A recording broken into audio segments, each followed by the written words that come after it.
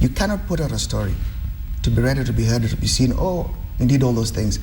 And after that, people are left in their living rooms, in their homes, in their institutions, asking themselves, what happened? What was that about? What next? What next? Okay. Then you've not done your job. All right. If you leave us with more questions than answers, you haven't done your job. Okay. Because we should stop looking we're not an incidental institution. We're not just supposed to flag things.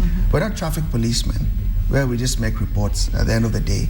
So in the line of follow through, yes, there's been a problem. But we have indeed been able to be a voice. Now the question is, to what extent has this voice been a good voice to these Kenyans? Okay, all right, voice of reason or not. Not voice of reason. Not voice of reason. I don't want to use that line. It's a very bad cliche. How we have been a voice. 2007, I think, was a time when the media came under sharp focus for fanning the flames of post-election violence, some taking sides. Now, this is something that we've seen happening in other Western democracies. Media openly take sides. The Wall Street Journal, The Economist, and all of these will say we are siding with so-and-so in the British elections and in the American elections likewise. What happened in 2007? What went so wrong, Clay? And what should we make sure we never do again after 2007? Okay, the fact that it's very difficult in Kenya because sometimes to take sides, actually that is a sign of a very immature media. Because here is a case where you want to take sides, but you do it as if you do it cowardly, you know? So you take sides and then you hide, and that is it's like you're committing a crime in yourself, and then you end up fumbling. In 2007, that elections of 2007, 2008, I mean, you could tell right before the polling that actually this country is going to blow up. You didn't need to be a prophet. You could tell because you could actually pick up a newspaper and see, like, you can read this story and see this is pro so-and-so, this is pro so-and-so, this is... The media itself was fragmented so much so that when chaos started, when they were coming up and it was like, let's save Kenya, let's do this, they realized actually that in the run-up to the elections, there was a lot of fragmentation. There were so many ads which were coming from so-called Kenyans in the diaspora, which actually were attacking certain politicians, and they were just passing. I mean, why people were actually allowing them to pass, nobody knows. But within the newsrooms itself, and those people who are in the newsroom that time can attest, I mean, have a right to accept or deny this. You could actually tell that actually there were divisions that you can tell. I mean, you could tell that you can pick up newspaper, read a story, you can watch TV and see a news item and actually just say, that one is pro this person and that one is pro this person. So the divisions actually started within the media houses themselves. The divisions is that necessarily a bad thing? We see this happening in other countries where, you know, media houses openly take a stand in elections. After all, that's very true. That's very true. Where you find like Fox is definitely pro-Republicans, and the other media is pro-Democrats or something like that. But here is a case where in one media house, the divisions are within one media house. Okay. Yeah. So you find like, maybe this media house, you have divisions. Another media house, you have divisions. So when the country blew up, people did not know which side to take. So the media came together now to start and reclaim that and try to tell Kenyans like, okay, we are trying to save Kenya. And they do this almost after every elections. The only other time that actually the media, the Kenyan media, was more or less united was in 2002. When actually, even when Kivuitu announced the results, the media clapped and he asked them, Ata nyinyi, even you know. After that, there have been divisions all through. Yeah. And I'll go back, I'll take you back. Right. It seems to me like the only other time that media was ever united was during the Moi era. The media was united against that regime. After that, there was euphoria in 2002. From 2002, the media started sleeping now. Actually, not sleeping as in kulala, but tripping. Right.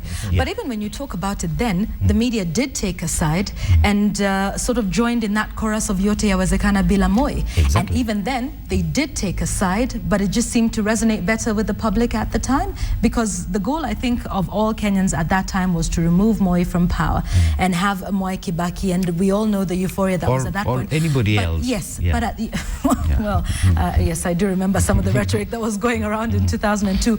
But even in that instance, the media did take a stand. Well, I have been in the newsroom for 18 uninterrupted years. I've covered enough elections. I've seen different editions of newspapers. We are operating in very difficult circumstances. First of all, for you to really understand the way the media works in Kenya, look at who owns the media. Media ownership in Kenya has been a very challenging exercise. I will not name names here, but they are big shots. Media in Kenya is owned by the elite club and very powerful politicians, I think if you like. that's almost everywhere. I mean, because media is not exactly, a cheap enterprise, is it? It's almost Let me develop my argument. Okay. And two, look at the competing interests. You cannot compare us to the American situation where there are only two parties competing for power. In Kenya, at any one election, you have a dozen plus parties, from big ones, and parties which are invented normally 3 or 6 months before the election. And they give very serious spin to the political environment. And it's really very difficult. In the Standard, for example, there are times when you feel this headline will not make sense any place beyond Nakuru. So you have to tune the headline to place the particular interest in that area.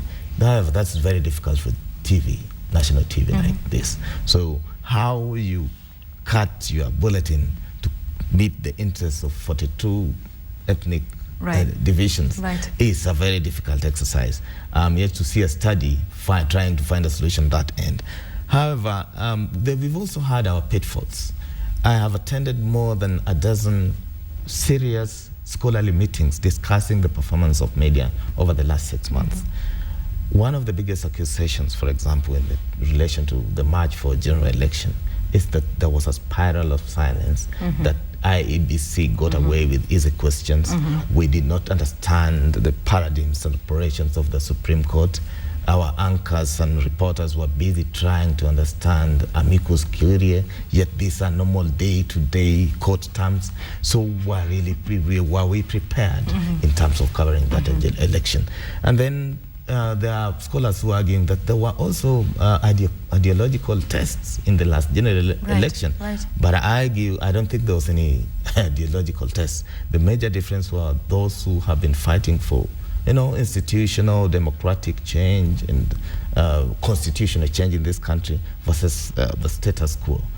If you look at the manifestos of all parties, they were simply cut and paste from Vision 2030. So who really had any ideological, grounding going forward? So for me, if you ask me, I still say I'll give media performance above average. You know what, just listening to what David has narrated there, the challenge to appropriate a headline, the challenge to appropriate a story. To fit into a particular audience, takes me back to exactly what Clay has said. And it negates the whole argument when media goes up there to measure against other institutions. You cannot do this in all fairness, because those institutions we claim to be more trusted than, the ones we claim to be better than, they are in a straight jacket. We expect certain behavior from the presidency because it is clear to everybody. We expect a certain behavior from institutions because it is not only constitutional, there's a precedence, and there's a paper trail in how these institutions will behave. And so to measure ourselves against an entity that actually has measure on paper is not fair. If David has that narrative, what is the narrative of the guy sitting at the Nation desk, at the Citizen desk, at everybody is trying to appropriate themselves to their various audiences. So for them now to wake up in the morning and say, I'm more trusted than the other fellow, it's not fair. The other fellow is in a straight jacket. There's not so much he can do. the president cannot wake up today and approach it himself to the audience in Mombasa and the audience in Nakuru. Okay, all right. They have a choice. He's going to deal with teachers all over the country. Understood. I'd like us to move away from that and focus on 2013, which is something that you've alluded to. After everything that happened in 2007 and the accusations that came up against the media, we saw a different kind of reporting this time around in March. Michaela Rog, she of the It's Our Turn to Eat fame, said the Kenyan media's self-restraint in their election coverage reveals a society terrified by its own capacity for violence. Do you agree with this? Was the reporting during the 2013 elections muted? Were there things, Clay, you think the media should have highlighted that they didn't? Actually, there's this thing that that Louis did mention about measuring up, or I mean, there's something that Ohito also did mention about trying to appease people and all that. I'll just go back to that and say that a good story is a good story is a good story anywhere. So I don't think that you need to start debating like, okay, fine, will it appease the people of Western Province? And will it annoy the people of Coast? Or will it annoy the people of Nyanza? I mean, if you do that, then actually you probably need to have a newspaper for every town. Okay, having said that, the media during the 2013 elections and after, I think what happened is that we just did not know what hit us. We are very much aware that, okay, we are a violent people, we are a violent nation. But at the same time, we keep on saying, like, if we tell people that we are violent, they will be violent. They will turn out against each other. So let's do this. Let's try and come up with measures that any politician who wants to address a live press conference, we record it and then air it later. Yeah. But at the same time, we have sent journalists there. And while the journalists are there, we are waiting, you are in the studio, waiting for them to come to the story for you to edit. The journalists who are there are actually already tweeting and actually posting whatever those people have said on new media. All right. So what were we preventing here? We were actually behind here saying we want to prevent this, but at the same time we did not put enough measures. Okay. We never told the journalists, like, when you attend these things, please do not tweet or do not put, before you come back to the So the challenges of new media is what you're talking about, and we will, get into that. It's not about the challenges of new media, because this is a case where, like, even if we did not have new media, here's a case where you've been told, please do not report this before you get back to the office. Okay. All right. I could as well, on my way from the press conference, I could as well tell other people.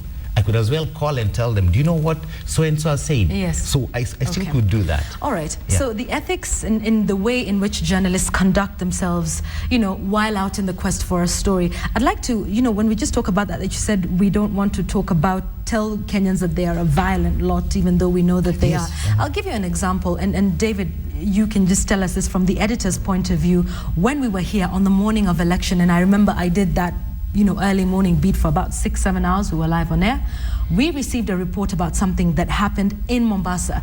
The morning of the election, certain decisions were made in the newsroom about when to report, how. Just tell us a bit about that for us to get an understanding of some of the decisions that were made during that time. I want to remind our viewers that I handle the digital content. Right. And I break the news faster than the rest of the media that we own at the Standard Group. Yes. And we got the reports about 3 a.m. and it was very alarming. More than 7 police officers have been butchered, armed police officers butchered in the middle of Mombasa. And remember, people are waking up to vote. The country is so tense. We're not sure who is going to win. Opinion polls are not clear. And we said... They're never clear. Okay. We are back to 2007. We made a few calls between the editors of these platforms and media owners also came in, and there was an agreement that we keep silence or delay that information. And I would stand by that decision. I would do it again as long as I'm still in the why media. was that decision made? Just because so if we published that story, there would be no election in Mombasa. Perhaps we'd be holding Mombasa elections today. And by extension, that would have spiraled violence in Nairobi, Kisumu, and most parts of the country.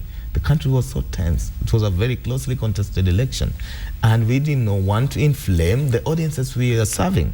So if you ask me, that was a plus for the media, and nobody wants to accept. So I remain very truthful to my call that I was part of the team that delayed that information and censored that for the good of this country. We would not be talking of a country today. And it was reported afterward. Let's just clarify that. Yes. Just 6 hours, 7 yes. hours later, right. It had happened, and voting was normal in Mombasa. Right. And even when we went live on television stations, reporters were encouraged. What David is narrating, I would be with him 100% on that one. Thank you. It's not a lonely path for him on that one. If I was sitting in that same forum, I would do that. This is a practice world over.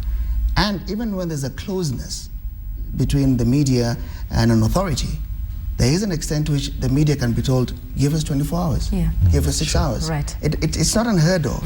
Sure. My challenge is, how do we make that consistent?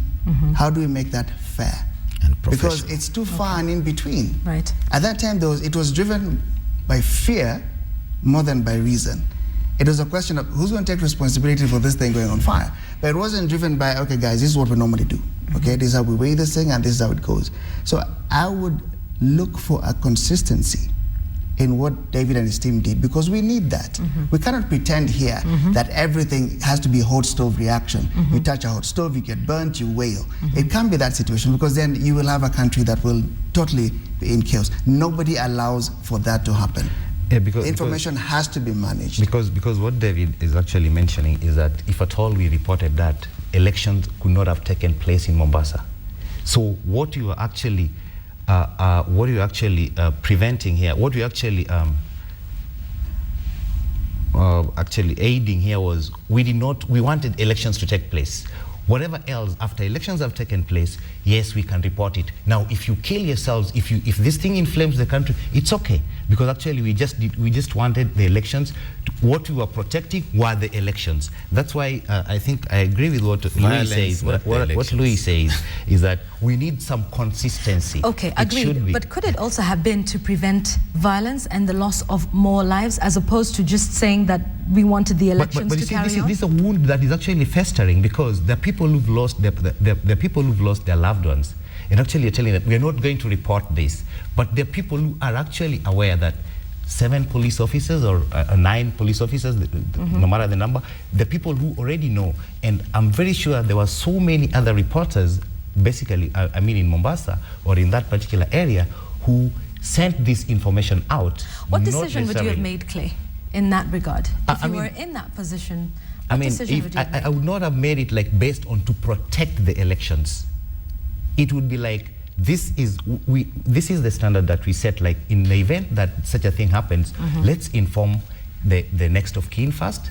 Let's get all the facts on the ground. Let's know were they attacked. But is it the provision of the media to inform the next of kin? No, I mean, usually what happens is that provision of responsibility. Yes, exactly. Yeah, what I mean to say is that usually, you know, the times when you can report something and the next of kin still do not know. Is not informed, yes. So they actually get to know about this through the media. But then again, you know, it wasn't, so your idea is that the media did that just to make sure that the election... To protect the elections. Exactly, that's according to... Is that what you said? Yeah, was to stem violence. It had nothing to do with the election. But you see, the violence could actually, it could actually happen later. Again, I mean, because of these same deaths. I mean, these people, they have relatives. Clay, I agree with the argument, but not in entirety.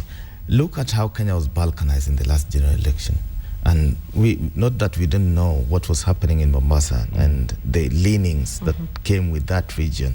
What it would have done is to trigger a similar incident in other areas with same political leanings. And that's what we were trying to avoid. It happened in 2007, we saw it. So we said, let us not publish. But the challenge again is here. When media publish, they are damned. If they don't, they're still damned. I mean, we have made very responsible... That's a hazard of the profession. Very responsible decisions.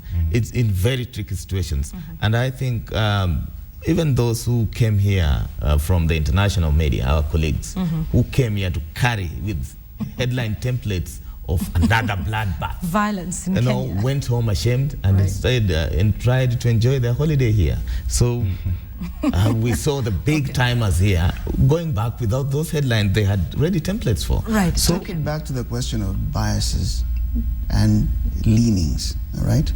And I affirmed right now, I would have been on the same team with David in that decision. However, the reason why we can sit here and talk about Fox News does this, CNN does the other, Al Jazeera may do the other, it's a very fundamental difference. They compete, and they're managed by different entities. They're owned by separate people. The owners of Kenyan media can fit around this small coffee table. Oh, they even have an association. Okay? The owners can actually fit around it. And literally, they can fit around this little table, and they can agree to black this country, shut it down, do what they can do it. Even though they emerge from that door under different names for their media houses, they can do that. But here's the thing, CNN and Fox will not be in bed together. You need to understand something. It is okay that there will be biases. We cannot run away from that. It is okay that certain stations or media outlets will have leanings. That is not what the surprise is. What we need to understand is there is an alternative voice to what they're doing. Fox can take their path because CNN will do different. And CNN can take their path because MSNBC will do different. But when we have a situation where the leanings in this country are, as have been described, some of them are they're not even clear. So that you have a leaning, but you want to put cloak and dagger around it. You want to put intrigue around it. So that if it blows up, you want to pretend you were not there in the first place. Take your leanings. I actually don't care about where you want to lean. What I care about, where is the separate voice that will also give the audience a different side to that story? So you lean all you want. In fact, go to sleep on that side of whoever you support. You don't just lean. Take your feet up if you must. But let somebody else be able to give the audience the other story, so that you're left with stories you can compare. But if you're only stuck with institutions that are not even proud of their leanings, they're not even proud to say where their biases are, then as an audience you have a problem. And that is where my challenge is. So I'm not so they really, should be open? I'm not really lost. Okay. I'm not really lost in the argument about what a station will pull off in terms of their leanings and all, because it would be futile to engage in a discussion where we start pontificating and saying the media should never take any sides, should never do what. As long as it's run by human beings, there will be sides taken in the media. Good. But we need to have more to just one bias of those sides, so somebody else can tell another story. If the newspapers fail us, if the televisions that we know fail us, where do we go for that answer? Where do we go to when we want to tune into a separate broadcast from the radio that is not owned by the same people? The challenge we have is, where does this get criticized? That's the problem. And checks and balances, and that brings me to the next issue about media regulation. We have the Media Council of Kenya.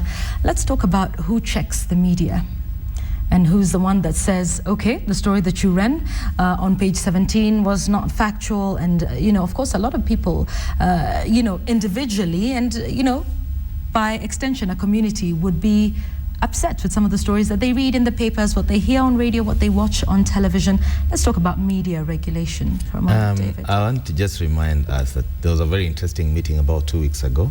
MPs had summoned editors in Parliament. Summoned? Yeah. Okay. Yeah. This time there was no... It wasn't. Yes, let me inform Kenyans of what happened. They were not happy by the way media covered their salary pay debates in Parliament and standpoints and the so-called MPs, which the media flashed and gave so much prominence or primed in their bulletins. So when editors arrived, they asked, where you are the editors? Yes. Where are the owners? And then one editor, Macharia Gaido, the chair of Editors Guild, reminded MPs that if you want the owners of media, bring His Highness the Aga Khan here, bring former President Daniel Arap Moi here, bring current President Honorable Uhuru Kenyatta here, bring Honorable William Ruto here, because those are some of the media owners here. And then the guys were taken aback. You mean? Really? So they didn't know that. Yeah, so it tells you how the media is owned. But in terms of regulation, let me come to your big question. Media in Kenya is regulated by CCK on one hand, because it allocates frequencies, and there have been qualms and questions about who owns these frequencies again, how are they acquired, yes. how come some few people have so much frequencies, some of even which are kept in briefcases they are not putting into public use, and frequencies are natural resources owned by Kenyans. And then we have the self-regulation, which is the Media Council, trying to regulate on matters of professionalism, ethics, complaints. This approach was taken as opposed to litigation, because so many aggrieved people were going to courts and getting hefty awards that would have literally brought down any media house down. So the Media Council was brought into place, and it has a complaint council.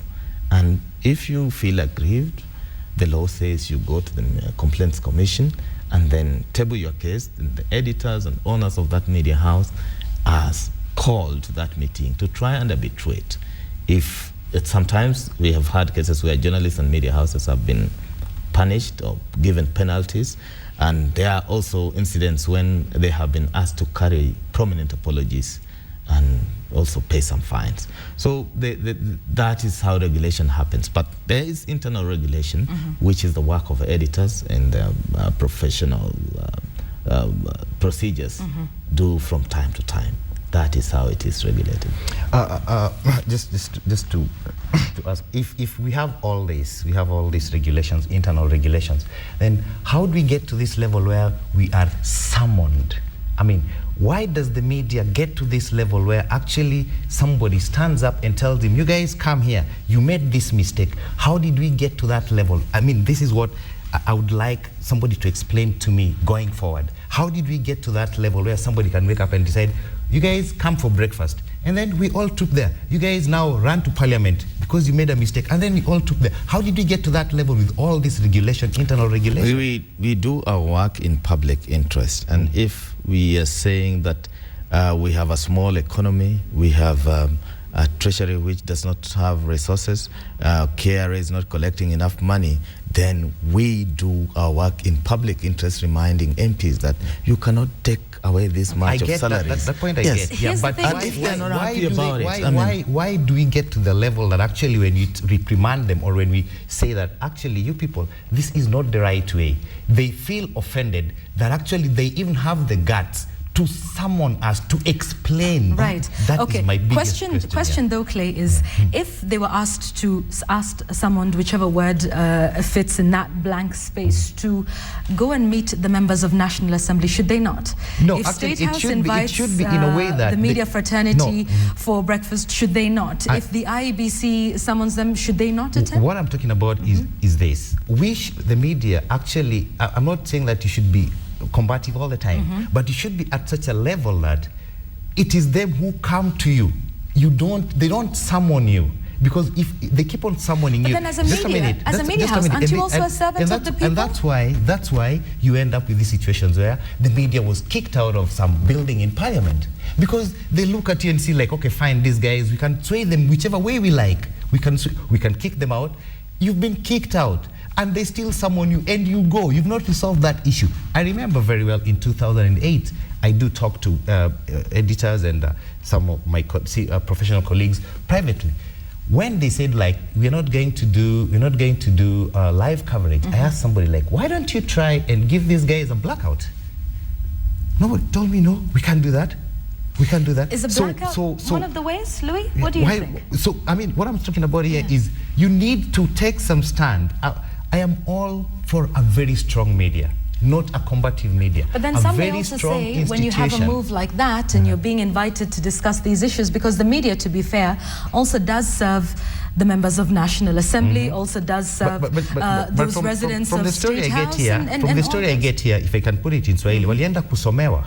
That's what I can get. And because when they go there. Let me say this. My understanding of this argument, Clay isn't picking on David. Clay isn't saying David and colleagues were wrong to go there. But I understand this to mean, with all the systems that are supposed to be in place, with all the professionalism we say has been put in place, with all their support, including the unfair measures we've given ourselves of we're better than other institutions to be put in place, then the media should not sit on an ivory tower, should not be playing guys on a pedestal, don't touch us, but should be able to be called a negotiating table at par. That's what the issue is here. So that when David and his team go there, it is respected in that discussion that we are actually interacting at par. We all need each other. I think Clay's frustration is, at this day and age, maybe I think what ticked him off was when David said someone. Yeah. Maybe that was not the word. Like I said, someone invited, whichever. Because the media in this country, and for me to say this, it is true because I don't do exaggeration, the media is powerful. The guys who do the writing and the talking, they are powerful. And it is a power, is what we're discussing now. To what extent has this power been beneficial, has been appropriated well? But now what is critical is in that kind of a situation, it must be clear that we are going there to negotiate at par, because it does show that some of these things we are saying are in place actually don't count for naught if you are invited by people whose first gesture was to kick you out. That means they're not inviting you as equals. You're the underdog. And we are saying at this day and age, that's not how we want the Kenyan media to be addressed. That's not how we want the Kenyan media to be approached. We are not the underdog. We are people who are also interested in the growth of this country, the safety of this country. We have the same interest. If this country burns, we burn. You see, there's no separate island for journalists. That when the country goes on fire, we'll all take we cover. Can all take off and say, yes. are you guys done yet? Can we now come back? Can we come back? No, David? it works. Well, I'll allow you a comeback to that one. We have tried to maintain our independence, and if you ask me, our State House invite, which has been controversial. Oh, really? Yes. Oh, come on. Just had breakfast. Yes. And apologized. To offer what? No. Okay. No apologies to me. Hang on, Clay. Was to remind the powers that be, His Excellency the President, his deputy, and the cabinet, that we were about to make laws also, which were going to impact the way media operates. And we reminded them of Article 34 of the Constitution, freedom and independence of the media. We raised concern that journalists had been kicked out of Parliament. How then would journalists do their watchdog role if they are not looking at estimates which are being budgeted, if they are not looking at allocations, operations of Parliament, and what the MPs are saying? How would journalists work if repressive laws were being reintroduced, being drafted in the media bill, the proposed Media Council Bill of Kenya 2013, and Kenya Information and Communications Act Amendment Bill 2013. We raised those issues, and the impact that came thereafter was that the President asked the Cabinet Secretary for Information, go and sit with CIC, go and sit with the media stakeholders, and let's have a consensus document that makes this country move forward. Any country which has repressive laws against the media risk missing out on investment, risk missing out on the goodwill of potential investors that would put their money here. And that is what we are looking at. Right. Let's talk about those amendments to the Kenya Information and Communications Act, and that's now being made into a bill as a result of the amendments, because sometimes we just talk about these amendments that we're not happy with, but sometimes the public doesn't understand some of those provisions that the media is unhappy with. David? One of the contentious, and I was at the stakeholders meeting in Karen, the media practitioners, that the new CCK is now being transformed into, I think, Communications Authority of Kenya. And one of the clauses demanded regulation and censorship of content, broadcast content, during times of emergency. Yes, it is good to measure what you broadcast during times of emergency. But how would a regulator come to KTN and now switch off the station and say, you're not going to have your bulletin because this has not been vetted? And we said all matters of regulation in terms of content, whether broadcast, print, online, or any other form of content, be under the purview of the media bill, because we have an existing media. And we were very clear on that, and we hope even the final drafts will not contain that thing. Those were some of the contentious issues. And then there was the issue of the role of the cabinet secretary now being introduced in the appointment of members of the media council, and we say that would be tantamount to interference with independence of the media. Those were some of the issues we've been raising about these two bills which are about to be passed by Parliament. And I think so far there's been very good consensus. I must commend Cabinet Secretary Fred Matiang'i and CIC Chair Charles Nyachai, who have really fronted a good consensus ground for stakeholders. Okay. In the media bill, there are some, what you just talked about, there are some amendments that were sneaked in, and actually that's what you raised. Those are some of the issues, one of the issues that was raised at State House. Yes.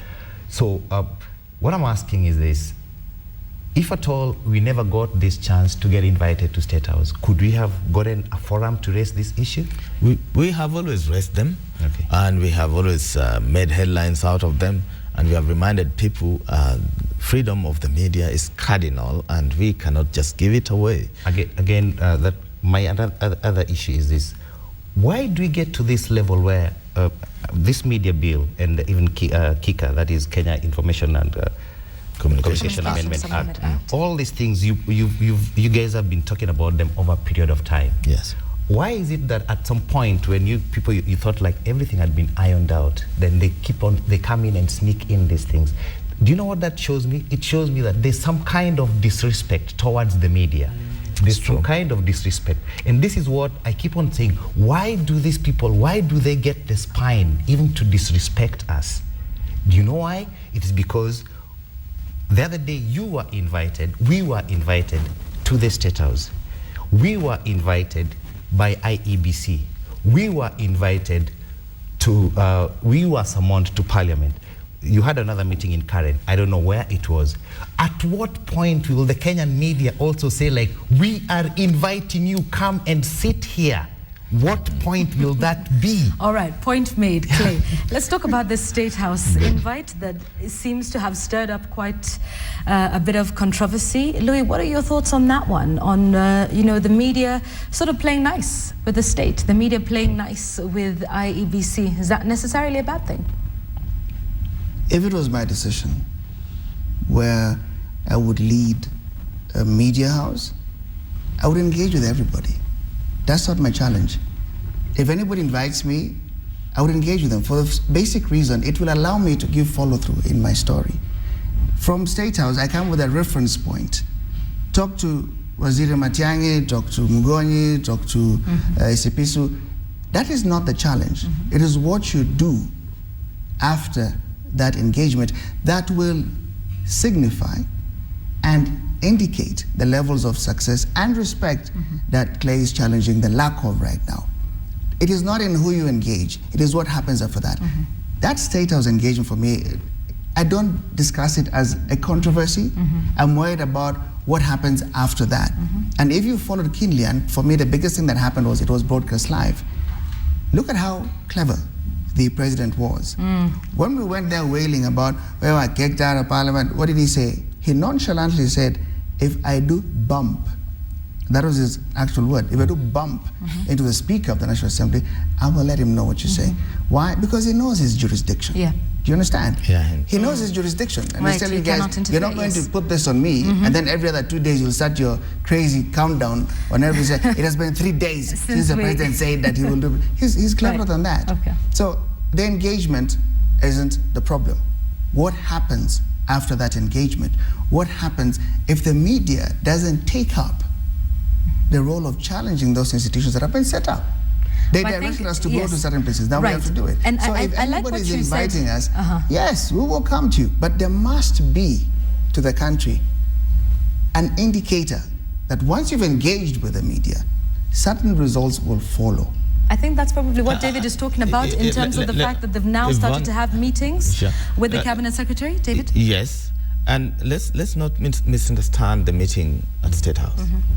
If you go to White House today, there are accredited journalists who operate from White House. They're resident there. Yes. If you go to 10 Downing Street, There are journalists who are credited and operate from there. And they occasionally rub shoulders with. Yes. You stop questioning the powers. That is their job. That is their job. That's what they do, yeah. And we're looking for such best practices to emulate and bring to our country. Okay. And if you ask me, I don't think Honorable Uhuru Kenyatta faced any tough questions and done on the day he called the breakfast. I fired some salvos. Yes, I did. And that does not mean that media is going to bed with the state. Right. All over the history. The media is not going to bed with the state. And So we're not about it. let's just put that to rest here. That breakfast, nothing untoward happened. You know, in the course of having breakfast, there was No. There was no intimidation. No intimidation. Because you cannot intimidate people who come to your house and then start apologizing. I did not understand. I mean, Mr. Kenyatta is a very jovial fellow, a very nice man. I mean, that's no doubt about it. But he invites us for breakfast, and the first thing we do before we even ask, and they tell us, you can ask me any questions. We start by apologizing. What were we apologizing for? What do you mean apology? Okay, ask me a question. Somebody tells you to ask him a question, but what do you do? You start by praising him first of all. You know, Mr. President, this is very nice. I mean, what were all these niceties? And already it was a historic. I've told you, I've been in the newsroom 18 years. Historic in one way. Everything that we keep on referring to. Actually, this is what gets my goat with us, is that everything to us is historic. We have been clamoring for change. Let me tell you. We expected change. Why is it that when a new president does something, we keep on calling it historic, as if we did not expect? Of course, it was the first media breakfast at State House. We'll come up with a story. It was the first media breakfast at State House. Kenyatta drives into State House. I mean, he works from there. It is historic. For us, everything is historic. I mean, let's stick to issues. Okay. It was one of the historic moments when we went right inside State House. Previous events when I covered State House, there was some sisal rope being tied, and you're told here is no gold zone.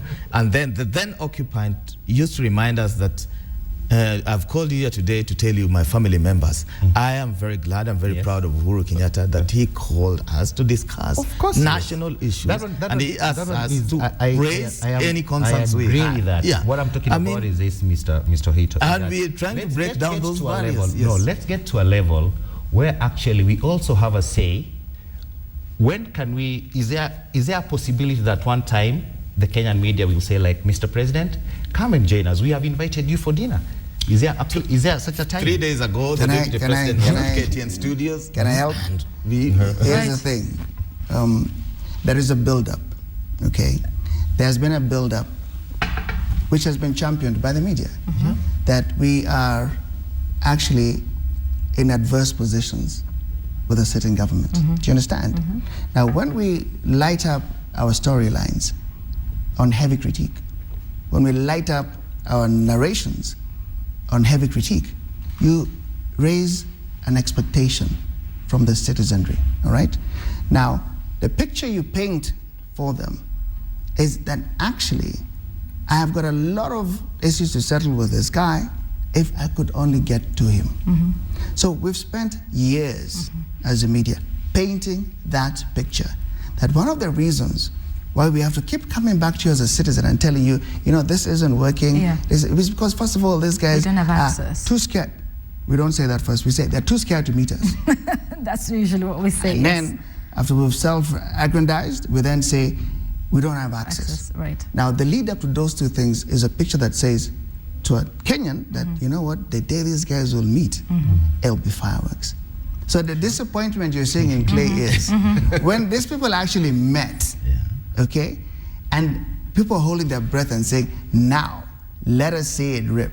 And you could see the president bracing. He also said, okay, you know, I really have to do this, fine. Right, okay. I mean, this, I can't back out now. I laid out the invite. The guys are here. Okay, take a swing at me. Then what happened? Right.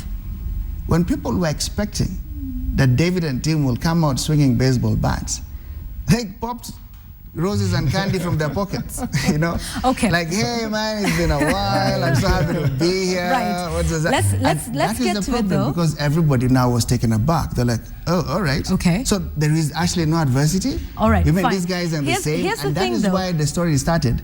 Are they in bed together? They're not in bed. But here's the thing, as you talked about, it was the engagement. Even what you were saying, that some of the effects that we see after that is the fact that I think now we've had more access to some of these individuals in State House. Suffice it to say, Deputy President William Ruto has been on KTN, has been on Citizen Television.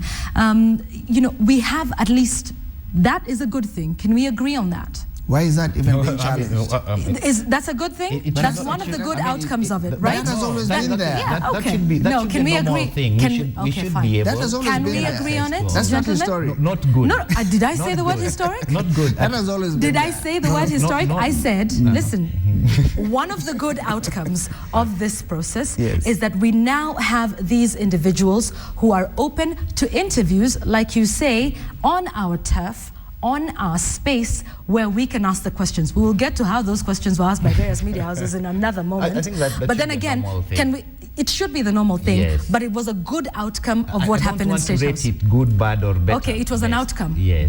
Can we agree on that? It was an outcome of what happened? Okay, can I just Thank you. On that note, I do want to take a one. Like David has said, like David has said, he's been at it for a while, so he knows that there's certain aspects of print. Right. In the way that I know it, the person who really needed to come out and do these rounds, the person who is expected to come out and be more visible, is actually the president. Because to see the deputy president, that was not an achievement. Okay, He's engaged with us over and over All right, before. okay. It's been how long since that? 2 weeks? Is it too soon to call it, do you think? Yes, all right. We at least agree on some of those outcomes of what happened at State House. And on that note, I would like us to take a break. You're watching KTN Sunrise Live on a day when we have chosen to take a look at the media. And it's a no-holds-barred discussion, as you can tell. The opinions are varied, even from the tweets that we are receiving. So thank you very much for participating in our discussion. Now, the argument continued right into the commercial break. And there was something interesting that came up. And I think we have picked up on this in our discussions for the last hour or so.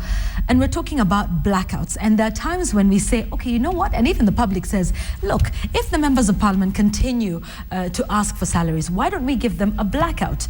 Clay, you had mentioned something interesting, and perhaps David can answer this one. If, you know, the members of parliament threw the journalists out of the media centre, would a total blackout of everything and anything members of parliament want to say be the way to go to sort of resolve this standoff and say, okay, you don't want us in the media centre, then we will not report anything that the members of National Assembly have to say? What would be the pros and cons of such a move? There have been arguments for such drastic measures, but I would not advocate for that. Kenyans have a right to know. We have also a duty to inform Kenyans about what our National Assembly, what our Senate is doing, and what other governmental institutions are doing, because these are institutions that draw their funding from the taxpayers. I believe the speakers of the two houses would indulge in wisdom and see the need and critical role played by parliament and by media in parliament as watchdogs. We do not want to come and, you know, stumble on evidence of corruption when it is too late to arrest it. Remember Golden Park, one of the key successes in which one Honorable Maoka Maore blew the whistle, and the media picked it up, though it was a little too late, very little money was recovered. But that still is a cardinal role Kenya's media has played. We want the media to continue playing its watchdog role effectively, and they can only do that if they have access to right information, access to these institutions, access even to IEBC to tell us how did they arrive at these results, are they genuine, are they cooked? We need access to Supreme Court documents so that we can inform Kenyans from a very informed point of view. Clay, a total blackout, do you think that is the way to go? It's like this, the watchdog role. You kick out the watchdog, and then you say, like, then you say, like, when I feel like I want to be watched, I will call you. I would suggest that what this watchdog should do is to bite you, and when you call it, refuse to come. It will bite you, and actually, so because we know very well that these people will call the media even when they want to report that you actually swapped a fly. They'll call the media because they love attention.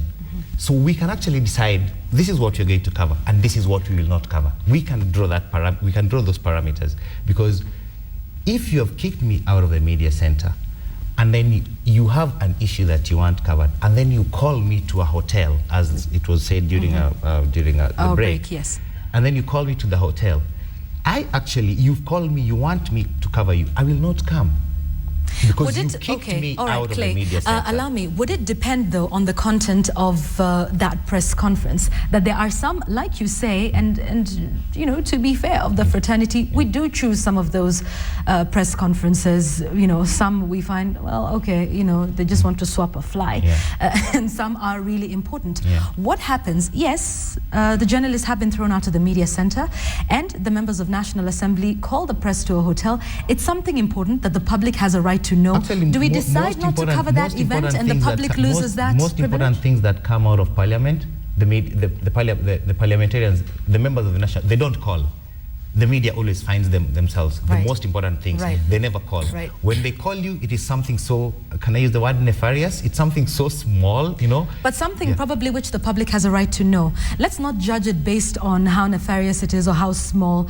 That may not necessarily be for us to judge. But if we feel, or if it is in the public's interest to get to know about it, should we not cover it because we're having this tit for tat thing? No, first of all, we need, you know, if at all we put up these things, these steps in place that you don't even have the spine, you should not even think of, I will kick out the media, then they would not do this. What I'm talking about is that we should have measures in place which actually will put the MPs in check. They will know that I cannot even think of kicking out the media. Okay, I think that point has been made. So all right. Whatever measures, blackout, whatever measures, whether it's a blackout or whether we refuse to go to their press conferences, or whether we tell them, okay, fine. Because for them to call you, they actually feel that it's very important. Tell them like, okay, fine. We also have a bargaining chip. You want us to do this? Come on, give us back our media center. Why are we not Do you asking? think that's not happening? Why David, are we is not that happening? using these things to bargain for our media center? When they kick out the media, it interferes with the independence and operations of the media. So to a great extent, Kenya's parliament is entering the books of rogue parliaments in the world. That one of the houses that has kicked out media from its precincts. And they don't care. And it's for obvious reasons. There's been very bad blood between members of parliament and journalists. And the cause of beef is how media covered the question of pay. But let's talk about negotiations are taking place still, It's taken even too long. as we are. What would you do? What sort of magic measure would you have to give to David here and lots of others that are watching in terms of getting us back into the media center? I come from a background where media was actually held in very high esteem. Maybe as opposed to now, when as opposed to how I see it now, which actually is. We fought for all this from 1992. The media was very steadfast. The Kenyan media was very steadfast. Kenyan media was actually took the front line. There are people, there are journalists actually who were beaten up during those riots of 1992 and ran up to the multi-party. The who were thrown up in jail.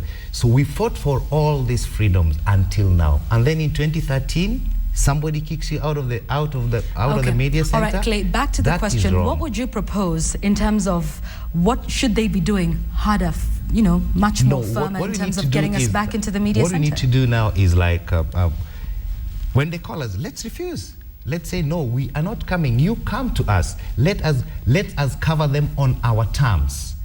Let us cover them on our terms. Let's forget about this, because if we let them get away with it, then it will get to a point then even all this information that we say that the public needs to know, we will not get it. They will withhold it from us.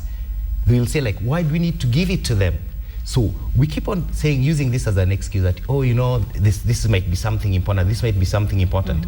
But if we keep on acting like the underdogs, as Louis called us, as the underdogs, then it will get to a point when they'll actually even say like, oh, come on, those underdogs, I don't think they need this. It will get to a point that actually they will ban journalists from even, leave alone the media center. The precincts of Parliament itself. This is my biggest, this is my biggest fear. And I'll tell you how we actually gotten up to this level. We have gotten up to this level because of some of our practices also. We don't question them when they need to be questioned. I'll give you a very good example. When it was the vetting of the cabinet secretaries and principal secretaries. After the vetting was done, we were the first people to cry out loud, oh, the vetting was a sham. Of course, yes, it was a sham, because the media did a poor job of it. How so? Because, I mean, we got the list of all these people. They were named at State House. And we were so happy again, we were at State House. What did we run with? We ran with the CVs the way the presidency read them. We did not question ourselves. He picked somebody from the bank. This guy has such a colorful CV. Why can't we look at these guys during his tenure at the bank? What were the lowlights? Because you cannot tell me that this guy was so successful, because in Kenya, banks rarely make losses. They rarely make losses. So after all this vetting had been done, actually after they had been rubber stamped by Parliament, we were the first people to cry foul. Oh, the vetting was a sham. Did we not raise any issues on that, David? Did we? Louis, did we? I remember when we sat in studio when some of those names were being mentioned. Did we not raise any concerns for that? When this conversation started, coincidentally, was with yourself and David. And David, yes. And their names that popped up, and we took a dive. Right. We couldn't believe that, you know, from the high we were on, we raised our level of reaction. When this went on, I said, I now have a basket of certain names that mean nothing in this country. And we did raise that. And that's not just on that day, but after. Together with names like vetting and a few other things that don't mean a thing anymore in this country.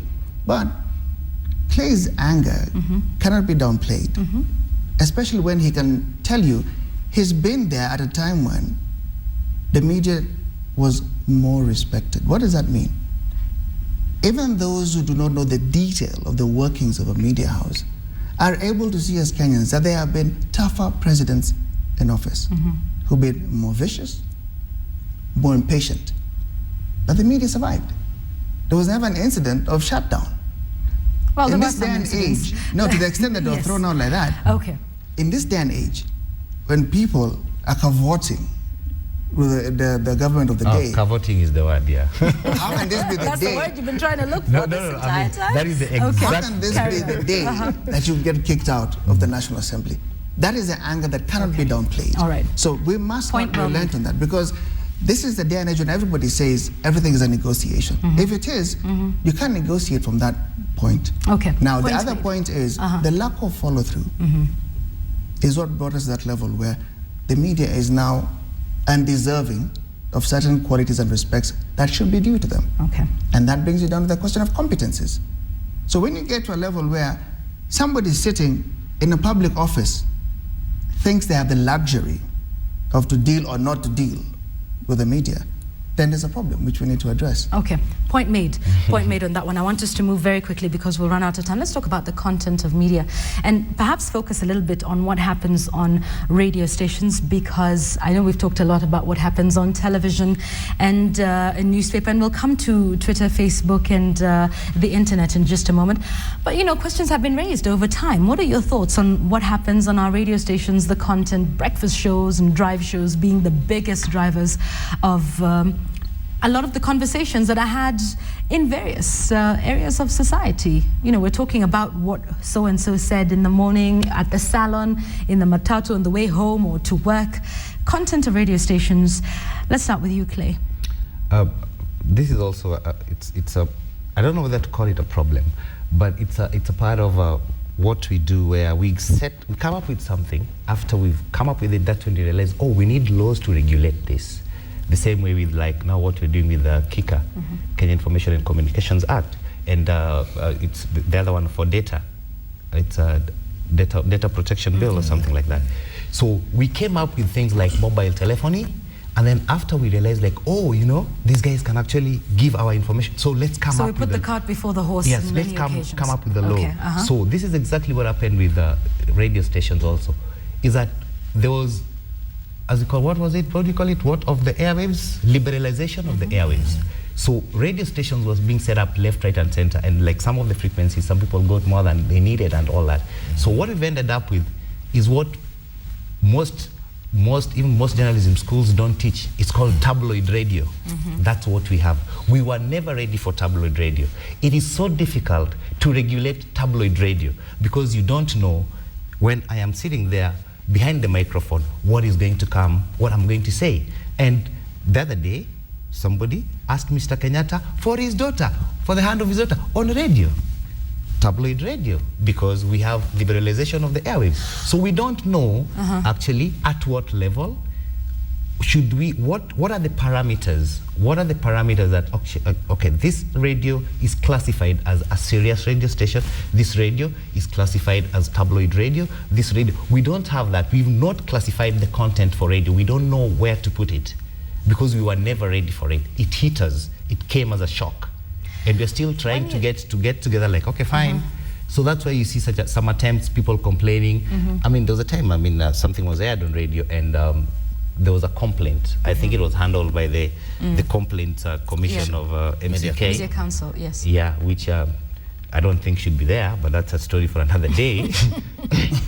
And then when the lady who was actually the presenter was being interviewed on CNN, what did she say? That the people who are complaining are people who are jealous, media houses that actually are against us. And you know what? That time, the chairman of the Media Council of Kenya was actually her boss. So you get. Let's talk about the content, because I know you keep saying, David, to some extent, I might agree with you that the media is a mirror of society. When we see all of these things that are being said on radio stations, what does that say about us? Because for some reason... I don't have a problem with it. Yeah, for some... Because I don't listen to radio. Are you then qualified to be discussing this issue if you don't listen to radio, David? No. I listen to radio when I'm driving.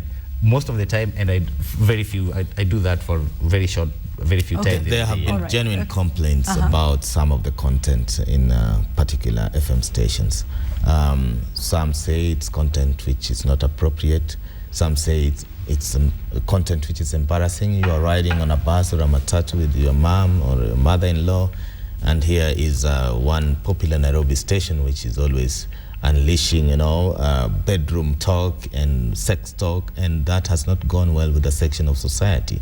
However, strangely, there have been very few formal complaints sent the direction of Complaints Commission and Media Council of Kenya. But there is general consensus that we are not comfortable with that kind of talk that early when children are going to school and then riding on public transport. So it's been a very dire situation, and I hope it's one issue which could be resolved. But let's look at the FM stations which serve communal interests. Yes, the community stations, vernacular radio stations. Yes, vernacular radio stations. They also have a big challenge that how can they stay objective? For example, a Luo radio station, if they start hitting out, criticizing, for example, Raila Odinga, then the ripple effect for that station is that they lose the listenership. Audience. Yes. So how can journalists stay objective while they ply their trade in vernacular radio stations? Very difficult situation. We are waiting for the media scholars to go that direction and give us solutions that will take us forward. And then there is also the complaints of the emerging stations within the urban setups, purportedly serving poor communities, and also the talk encourages some of the things which are not fair, the hustler kind of talk, and those remain very big challenges again for even the regulators. So it's very dicey situations, and we have over 150,000 FM stations across the country. 150? Yeah. Yes, okay. Louis, let's talk about that. What I don't think it is fair and correct to make the statement that there is regulation of content in this country. For me, that's a total farce, because now the heights of liberalization that we've achieved in this country is that there is graphic descriptive, explicit sex talk, not just on radio in the morning, but in the evening, in the daytime. You pick up a newspaper now, and it's teaching you how to have sex. It's teaching you what to do in your first encounter, how to maintain that encounter, and how to get a new encounter. And as much as we claim as a media house that we are a family station, or we are a family newspaper, we have high ideals and morals, but on that same newspaper stand, another paper claiming to be conventional media is carrying this same descriptive sex talk for the same price as yours. Where is regulation? That word doesn't fit in that same sentence. When you criticize Maina Kageni and nobody is going to write up a report against him, who are you talking to? Who are you complaining against? What David was saying about raising complaints? When you criticize that this country has gone all soapy, you know, we are doing all these soaps and all these ridiculous things. I think they're bought by a dozen or something. I don't know. There must be free auctions for this. Get one I don't know. For me, the narrative is the collective thinking of this country is being challenged here on a downward side. But I need to know, are we really making that statement? Is that the narrative? Is that collectively, that is our level of entertainment, the $2 soaps? Or collectively, the conversations that Maina and company will have, and the conversations on Radio Maisha in the dead of night, where there's now a lady describing in Kiswahili how to best please your husband or boyfriend. We then wake up in the morning and jump up and down and tell Kenyans we are self-regulating. Then we want to carry stories about morality. Then we want to talk about how this country has gone sideways in terms of our values and our relationship with our maker. We are the biggest bunch of contradiction that have existed in this country. And so it is not then a small wonder, or rather it is a small wonder, that somebody sitting in a government office would can say, decide, regulate. go and whip these guys. These guys, first of all, have no direction. They are contradicting themselves. There's no clear-cut agenda from each media house to another. And that is why when you look at it in terms of competency, content, it is a total variable. You cannot develop a line. And that's why when we started, I said, I will look at David for his personal brilliance. He's a brilliant guy in his own right. And so is Clay. But what about David's charges? Are they as brilliant as him?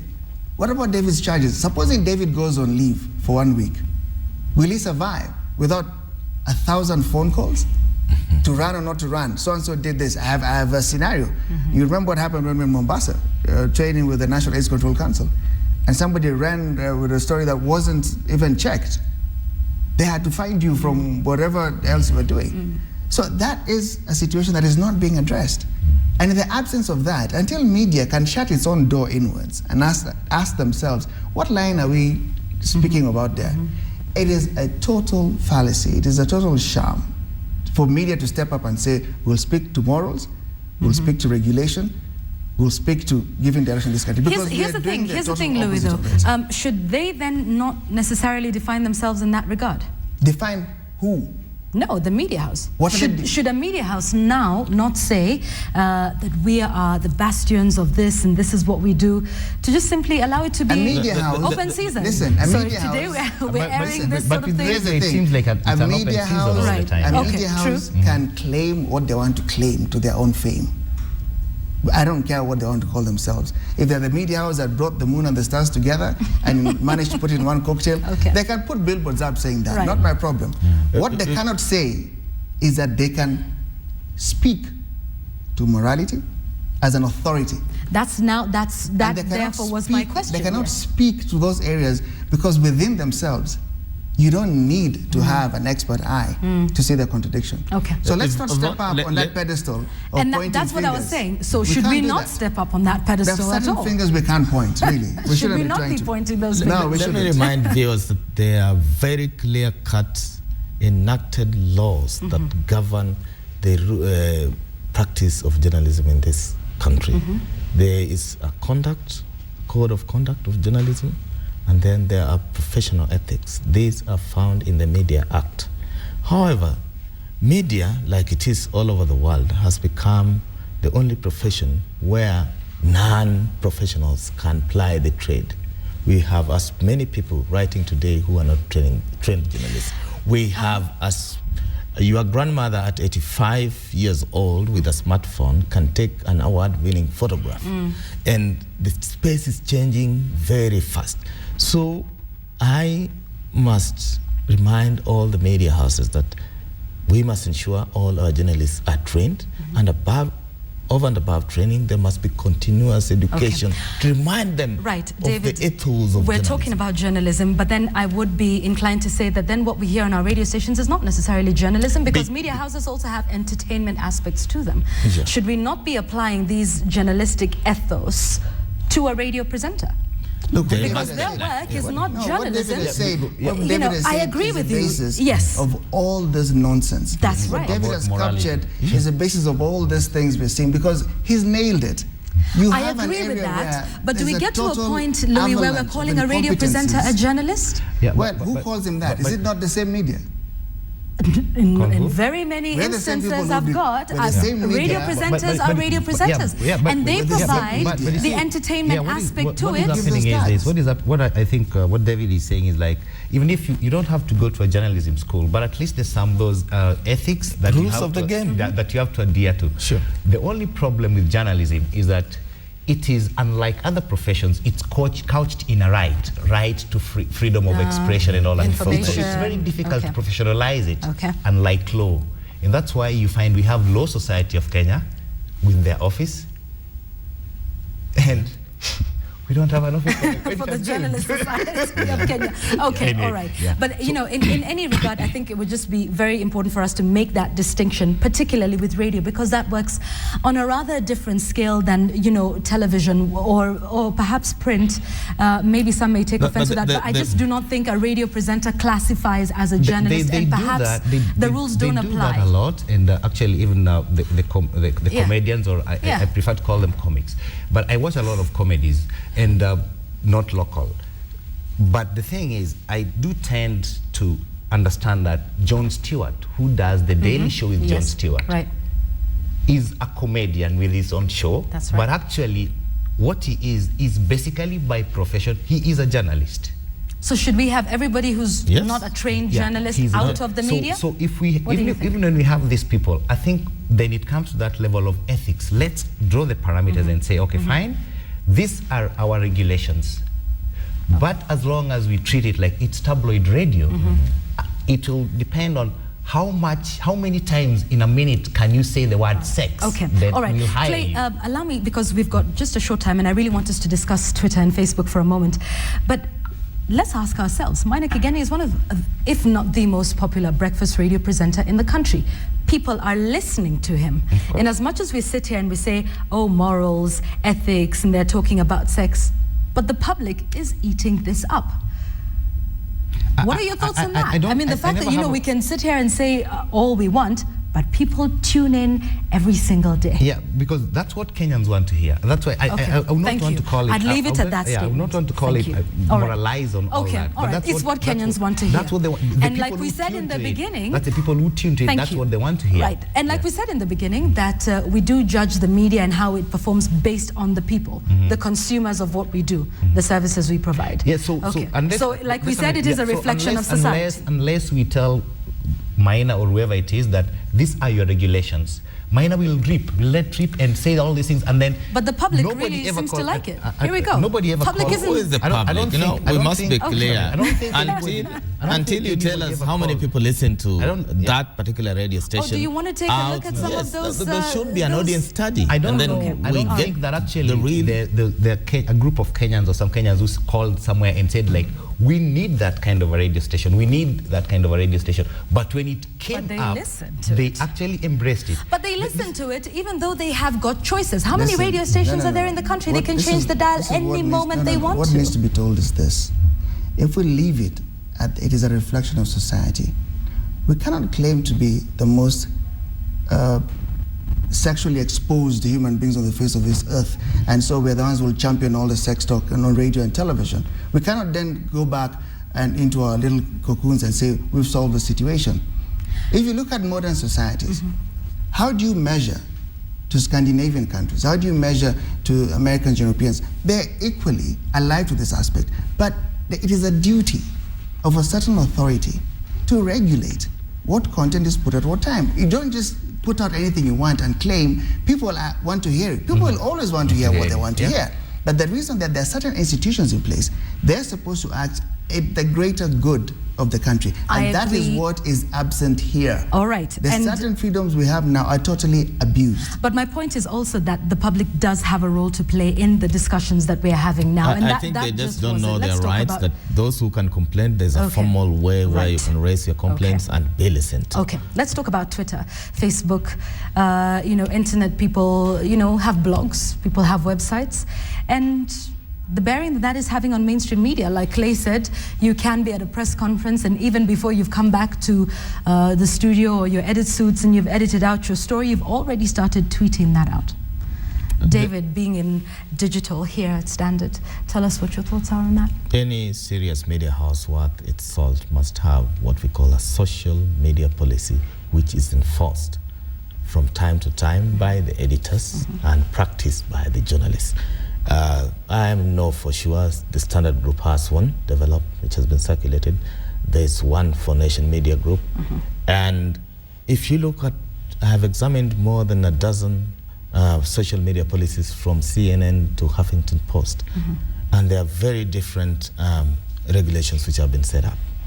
For example, it's strange to find that in some media houses, if I am the editor and you are my junior, my reporter, I cannot send you a friend request. It is the junior who should send a friend request to the senior. Okay. Yes.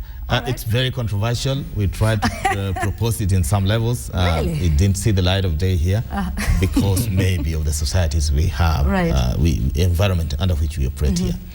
But remember, media houses are in the business of selling news.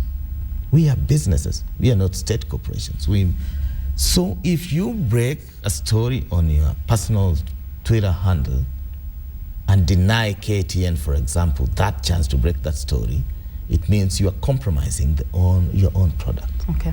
So for journalists who haven't understood this is why they need to appraise themselves. Even if your media house does not have a social media policy, it takes just 10 minutes to go and look for Associated Press social media policy, and you will learn a lot so that you are not in conflict with the media house. But the flip side of that is that when are you tweeting at as Yvonne Okwara, and when are you tweeting on behalf of KTN? Does it pay when you tell me you're eating machoma at Jogunas? I mean, does it make sense? No, it pays Jogunas. More people know and they go to Jogunas. No, for us as a media house. So it's a very dicey situation. And what we are saying, for me, the cardinal rule is one. There's no need in carrying out a very important story which is fair, balanced, and objective, and then go back to your Twitter handle or Facebook account and post damning accusations and tribal hate speech on your account. Then it fails to be in tandem. People start doubting whether you really live by your words. All right. I really need to close this discussion. We've got four minutes now. I'd like to start with you, Louis. What next for the press? Where would you like to see the media in the next 5 years? Or, let's make it a little closer. In the next year. We'll come to you and we'll break it down in the next hour. So, in the next hours. But, what would you like to see? Where would you like to see the media be? A semblance of regulation. You just talked about social media. That needs to be regulated. That thing has gone rogue. And can we just say for the record that you are not on social media? For that very reason. Yes. I don't want to engage I just wanted that to be I want to keep my mind clean of that kind. Of those nonsensities, I don't want to be part of that. And I also, for me, it's living proof. My world does go on without having to know who's at Jogunas and who's doing what and what people are fighting about, to that level of causing hatred in this country.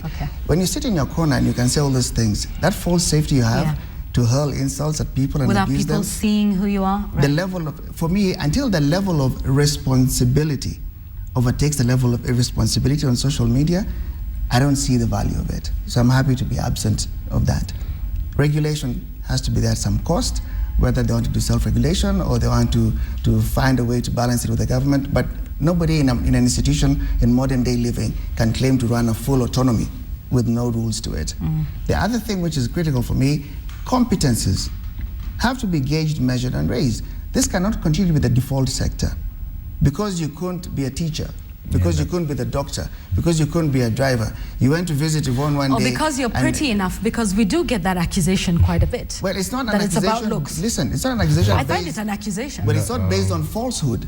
There are people who've ended up working because they're pretty, because they've slept with people, because they're related to people. Thank you, Louis. Yeah, so, I mean, let's not hide. Okay, I mean, you talked about, only talked about looks, yeah? It is not void of these No, things. it's okay, yes, go on. So, like any other institutions, we cannot claim that we are the church who are above those accusations.